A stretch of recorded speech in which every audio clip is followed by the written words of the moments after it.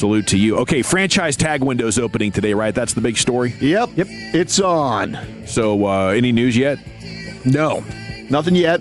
Nobody's been tagged. We're standing by. We're waiting, and hopefully we get a report coming up here very soon. But I think they have till what? It's March 3rd, the deadline, to actually put the tag on somebody. So they could actually get to the combine next week and hammer something out with George Pickens. Like, it's not a foregone conclusion. Yeah, absolutely. That was the news today from Calvin Watkins that George Pickens' agent wants to start contract talks at the combine starting next week in Indianapolis.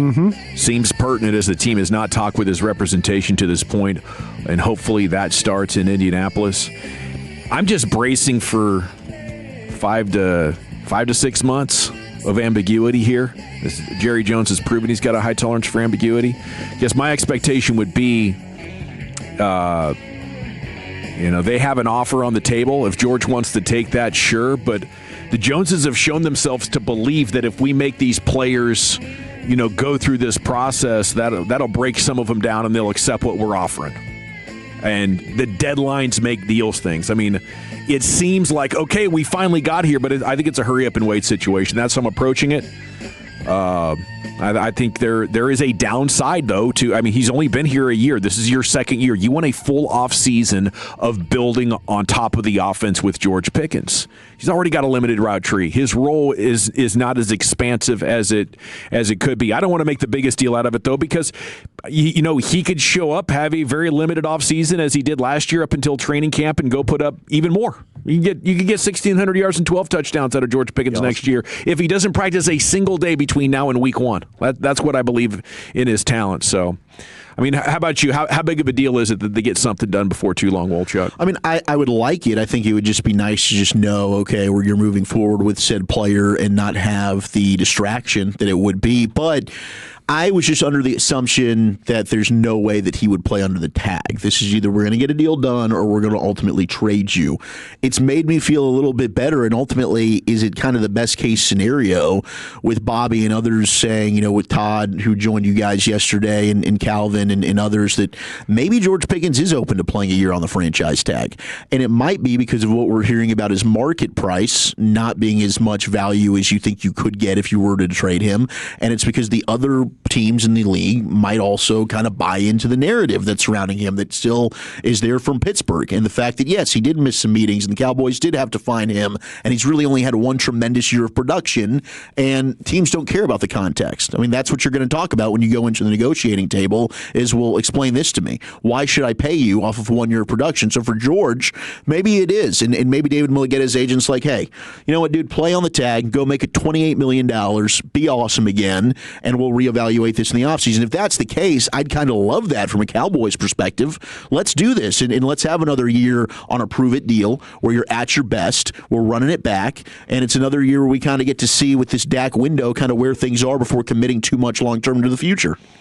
Very interesting. I don't know. I'd never asked myself, do I think he would play under the tag?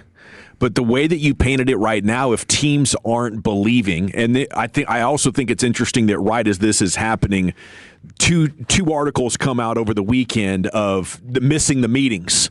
And, of course, Jerry Jones is like, I have no problem with it. I miss meetings all the time myself, so this is fine. But it is out there, Yeah, it is. It is true. Yeah. And I wonder how much they consider it, because with Jaden Blue and Trayvon Diggs, the rules seem to be very hard with swift consequences. But with George Pickens, maybe, they just have no problem with it because the talent is undeniable.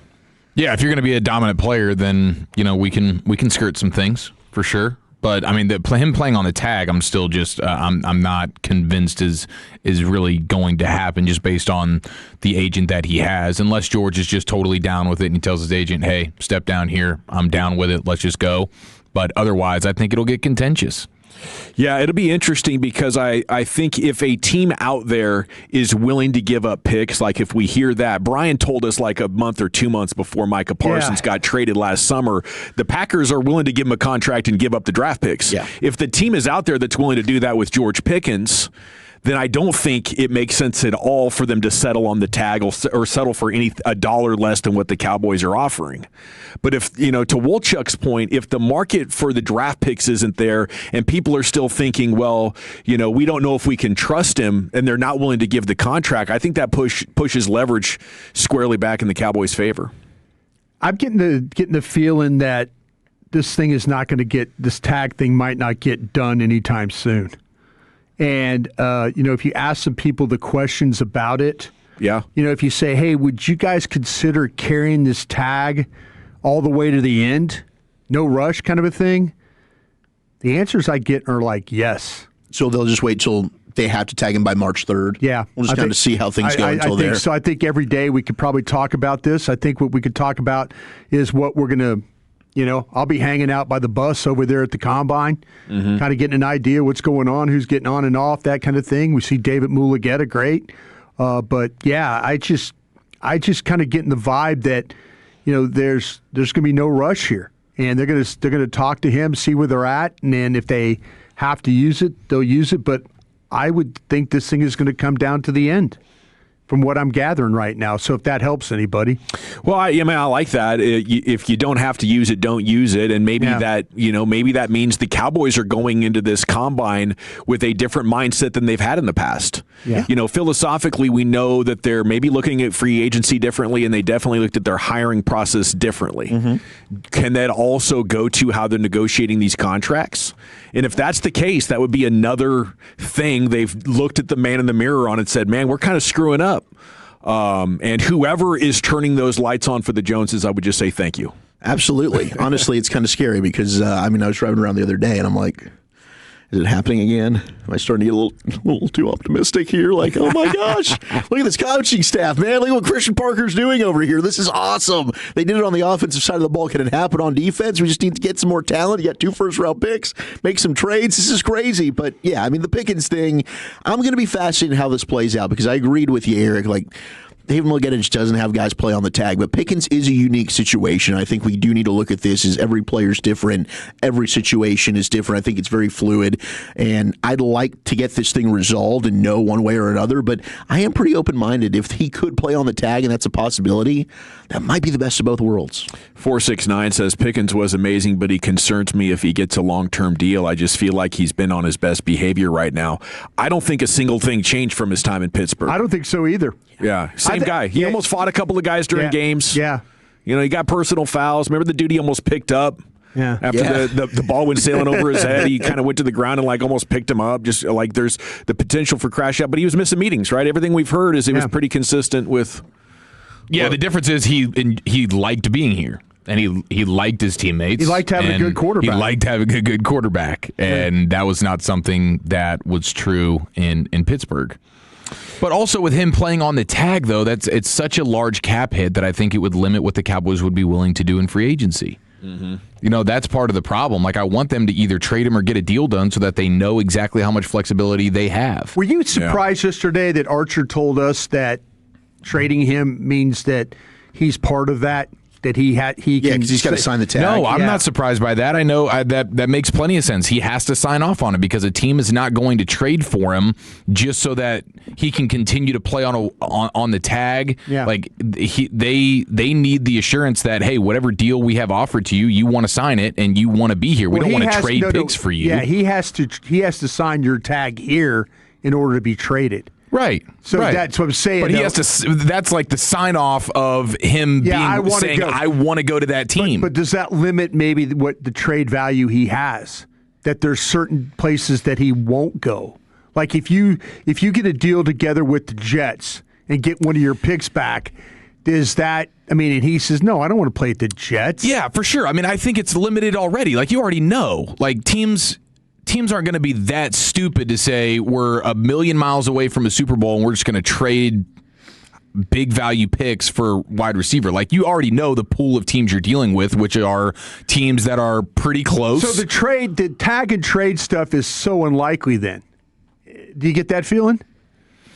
I only get that feeling if teams aren't interested in giving what I think is the requisite value for him, which would be a first-round pick. Like if teams are only willing to go as far as like a second or third-round pick for him, then if I'm the Cowboys, I'm just like, I'd rather thank keep you. Yeah, but I ask you again. Then he could kind of force what team he wants to go to, right?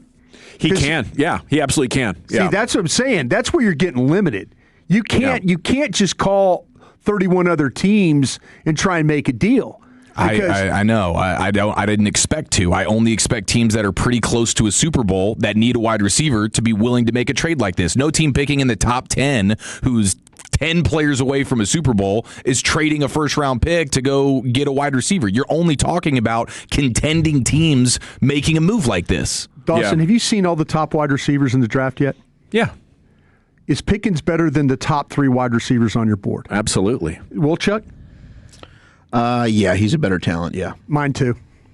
My point is that you talk about top 10 teams that maybe need wide receivers. Like if he's the best receiver on trading for, and you're a top 10, you would move on to get a guy probably that's better than the receivers. It makes sense right to me. now. It was crazy the reports we were getting last week that he's not even worth a 1, maybe not a 2. I think it's ridiculous. And I had a team, like I say, a team that was went way through the playoffs, and they were like, "Listen, if you take less than a 1, don't trade him." Yeah. Right. Don't trade him. So but to me, I'm just my point is, Eric, there's as we look at the draft, there are teams that are going to say George Pickens is better than Tyson at Arizona or Tate at Ohio State or Lemon at USC. That's I think there's teams that would. You think there would be teams that are far from a Super Bowl that would say, "I'll trade my first round pick and pay a buttload of money to a receiver." If they're looking for a receiver that's young and already established, why not? I think if you're George Pickens and that's what you want, I think you could get that from some losing teams. If you don't care about winning, if you don't care about going to the North and you open it up to everybody, maybe that's how Mulligetta gets you the money you want. It becomes really difficult, though, if a team doesn't want to trade for him, the Cowboys have him under the franchise tag, and Mulligetta's still asking for top 3 wide receiver money. Yeah. The market's not reflecting that. Nobody's beating our door down to trade for you, but at the same time, you want to come back here and now beat us over the head for a near market-setting contract, and the Cowboys are looking at it like, but we have you for the franchise tag. Yeah. And the old way of Cowboys doing things would be cross their arms and say, play on the tag or nothing, right? And they would dare the player to miss game checks. And I hope they're not looking at it that way, because to your point, Chief, what you need is a long-term deal that makes the cap hit in year 1 low, so you can have George Pickens and address all of your other shortcomings at the same time. That is the ideal conclusion to this entire story arc. Jerry, on what he learned from Micah's negotiation last year, said, I didn't necessarily learn.